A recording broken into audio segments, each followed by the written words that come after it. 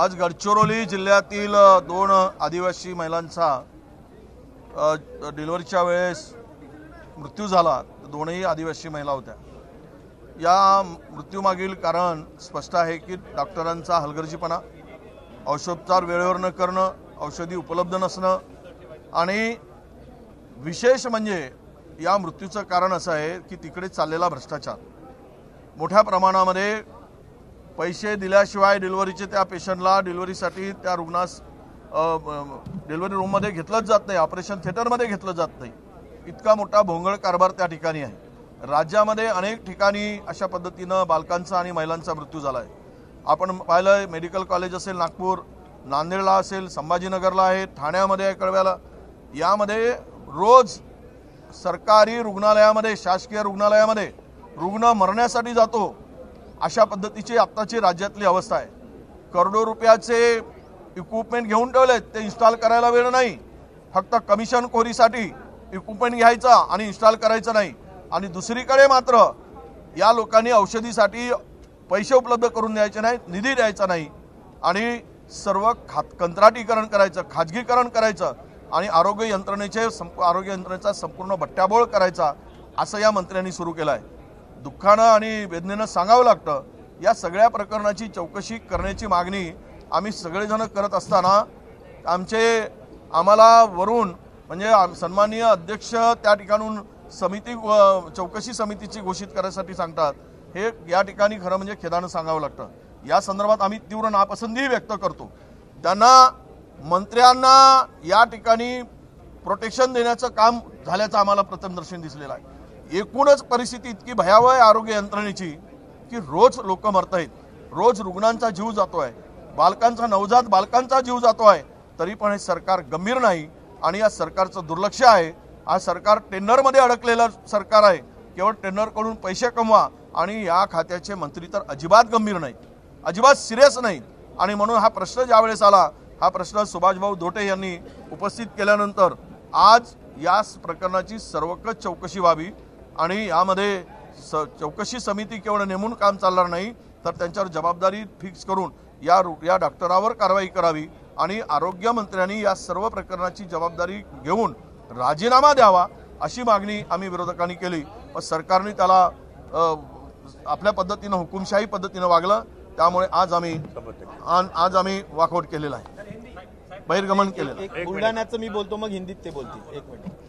आज प्रश्न क्रमांक 2 मध्ये आरोग्य विभागाचा बुलढाणा जिल्ह्यामधील सिव्हिल हॉस्पिटलमध्ये त्या ठिकाणी एक गर्भवती महिला की जिचा गर्भ त्या ठिकाणी तिला डेंग्यू झाल्याचं निदर्शनास आलं आणि त्यानंतर तिचा उपचार करण्यात आला नाही आणि नंतर तिला रेफर करण्यात आलं अकोल्याला आणि अकोल्याला रेफर करून तिचा अकोल्याला शेवटी संध्याकाळी रात्री 9 वाजता मृत्यू झाला। ही जी स्टोरी आहे याच्यामध्ये चौकशी केली असता असं आहे की जर डेंग्यू झाला होता तर मग डेंग्यूमध्ये प्लेटलेट्स कमी होतात, मग प्लेटलेट्स कमी झाल्या तर प्लेटलेट का दिल्या नाही, हा सगळ्यात पहिला प्रश्न। दुसरं, जर मंत्री महोदयांनी सांगितलं की गर्भ ठोके लागत नव्हते, याचा अर्थ गर्भात मृत्यू झाला होता गर्भामध्ये, तर याचा अर्थ असा आहे की त्याचं ऑपरेशन होणं गरजेचं आहे। त्या ठिकाणी फक्त गायनेकोलॉजिस्ट आणि त्या ठिकाणी फिजिशियन हे 2च पाहिजे। तरी सुद्धा बुलढाणा सारख्या सिव्हिल हॉस्पिटलला जिथे सेकंडरी केअर केली जाते, या ठिकाणी हा गव्हर्नमेंटचा प्रायोरिटीचा प्रोग्राम असतो, तरी सुद्धा या ठिकाणी हे 2 लोक नव्हते का? ते जर गर्भ काढून टाकला असता जो मृत्यू झाला तर त्या ठिकाणी ती महिला पेशंट वाचली असती। पण दुर्दैवाने संपूर्णतः दुर्लक्ष होण्याचा विषय आहे। कदाचित सोनोग्राफी केली गेली नाही, मग सोनोग्राफी मशीन बंद होती का? याचा अर्थ सोनोग्राफीच्या machines, MRI machines, CT scan machine या सगळ्या बंद असतात। साधा प्रश्न आहे की डेंग्यूमध्ये थ्रोम्बोसिस होतात, गाठी होतात आणि मग त्यामध्ये PT INR करतो आपण, म्हणजे रक्त किती पद्धतीनं पातळ आहे ह्या गोष्टी लक्षात घेतात। हे पॅथॉलॉजीची व्यवस्था तिथं नव्हती का? ह्या सगळ्या गोष्टी फक्त रेफर हॉस्पिटल्स, हे सगळे सिव्हिल हॉस्पिटल्स झालेत आणि बरेचसे इक्विपमेंट बंद असतात आणि त्यामुळे ज्या डॉक्टर्सनी दुर्लक्षपणा केला त्याला शिक्षा झाली पाहिजे, त्यांच्यावर कारवाई झाली पाहिजे, त्यांना सस्पेंड केली पाहिजे, ही आमची मागणी होती। तर त्यांनी फक्त आम्ही चौकशी करू अशा पद्धतीचं एक आश्वासन दिलं। मला असं वाटतं की मंत्री महोदयांनी संपूर्ण ब्रीफिंग घेऊन या ठिकाणी जे दोषी आढळले असतील त्यांच्या ब्रीफिंगला तर त्या ठिकाणी कारवाई करण्याची सभागृहाच्या मागणीनुसार गरज होती आणि ती न केल्यामुळे आज संपूर्ण विरोधी पक्षांनी या आरोग्य व्यवस्थेच्या निषेधार्थ बहिर्गमन केलं, त्या ठिकाणी वॉकआउट केलं आणि आज या ठिकाणी आरोग्य व्यवस्थेच्या संदर्भाने जे काही आज रिक्त जागा आहेत, इक्विपमेंट्स चालत नाहीयेत, इक्विपमेंटची कमतरता आहे, डॉक्टर्सची कमतरता आहेत आणि डॉक्टरचा निष्काळजीपणा आहे, या सगळ्या गोष्टींवर निश्चित प्रकारे व्यवस्था व्यवस्थित झाली पाहिजे अशा पद्धतीच्या अपेक्षा आम्ही या ठिकाणी व्यक्त केली। एकीकडे आरोग्य विभागाच्या मोठ्या प्रमाणात जागा रिक्त आहेत, डॉक्टरांच्या आहेत, सगळ्या पॅरामेडिकलच्या आहेत, खूप मोठ्या प्रमाणात आहेत। त्या 2004 पासून ज्या कंत्राटी आहेत त्यांना काढून टाकण्याचा आता नोटीस दिले गेलं आहे, जे जवळपास या राज्यामध्ये 12 ते 14,000 कर्मचारी आहेत। अशा पद्धतीने या पूर्ण यंत्रणेचा खेळखंडोबा करण्याचं काम केलं आहे आणि केवळ चौकशी मंत्री येतात, आम्ही चौकशी करतो। अरे चौकशी करायचं तर तू तिकडे आपल्या भागात आपल्या मंत्रालयात बसून करा तुम्ही चौकशी, पण मंत्री अभ्यास करून येत नाही, यांना चुकीचं ब्रीफिंग केलं जातं आणि चौकशीच्या नावावर हे सगळे प्रकरण दाबले जातात। हा सगळा राजरोसपणे या राज्यामध्ये हा धंदा सुरू आहे आणि त्या अधिकाऱ्यांना पाठीशी घातलं जातं आणि मंत्री स्वतः सेफ राहतात। हे संपूर्ण प्रकरण इतकं गंभीर आहे की मला वाटतं की मंत्र्यांच्या राजीनाम्याशिवाय हे खातं काही सुधारणार नाही अशी एकूण परिस्थिती आहे। खरं तर मी एक शेर सांगितलं होतं, आताची परिस्थिती राज्यातली की एक झूठों ने झूठे से कहा है सच बोलो, झूठों ने झूठों से कहा है सच बोलो, सरकारी ऐलान हवा है सच बोलो, घर के अंदर झूठों की मंडी है और दरवाजे पर लिखा है सच बोलो।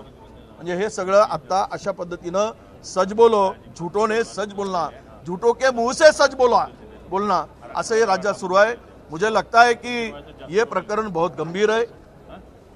गरीब महिलाओं का मृत्यु हो रहा है, डेथ हो रही है उनकी, क्योंकि उनके समय पर उनकी डिलीवरी नहीं हो रही है। छोटे छोटे बच्चों की डेथ हो रही है। नांदेड़ में हुआ है, संभाजीनगर में हुआ है, ठाणे में हुआ है, गढ़चिरौली में हुआ है, चंद्रपुर में भी हुआ है और बुल्ढाना में हुआ है। ये सब देखते हुए यह सरकारी अस्पताल ये अभी यम का घर बन गए हैं, यमराज का मकान बन गए ऐसा लगता है। वहाँ जो जाता है पेशेंट वो केवल मरने के लिए जाता है क्या, ऐसी स्थिति पूरे राज्य के अंदर है और इन निष्पाप लोगों का जो जान खतरे में पड़ी है, इसलिए आरोग्य विभाग पूरा सलाइन पर है और मुझे लगता है कि यही स्थिति इस राज्य की है।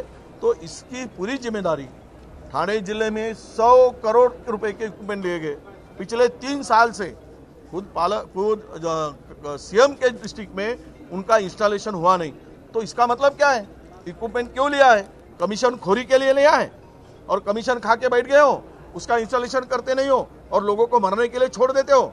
तो यही दिख रहा है राज्य के अंदर, पूरा राज्य की यंत्रणा, ये हेल्थ डिपार्टमेंट पूरा का पूरा वेंटिलेटर पे चला गया है और मंत्री मजा मार रहा है और लोगों की जान जा रही है। हा विषय नंतर घेतो आता आम्ही। सह्याद्रीची उंची म्हणजे